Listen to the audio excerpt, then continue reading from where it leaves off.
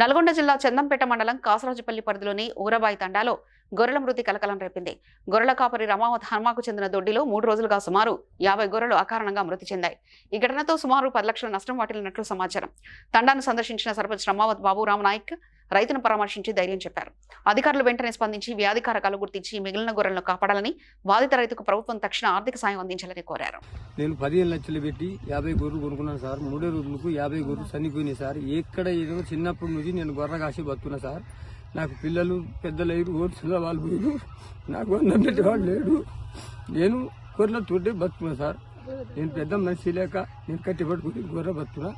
3 రోజులకి నాకు 50 గొర్రెలు చనిపోయినాయి సార్. ఏది అనుకోకుండా ఏది జబ్బులైనా కానీ ఎంత మందులు పెట్టినా కానీ మందులు ఏది పారలేదు సార్. గొర్రెలు చనిపోయినాయి. నాకు ఏమైనా ప్రజలు నాకు ఆదుకోవాలని నేను చెప్తున్నా సార్. నాకు ఏ దారి లేదు సార్. నాకు బతక దారి లేదు సార్. నేను ఎట్ట బతకగలాలి రాలేదు కావున వీళ్ళకి ఏకైక నమ్ముకొని ఈ గోళ్ళను నమ్ముకొని జీవన ఆధారం మీద ఆధారపడి ఉంటుర్రు.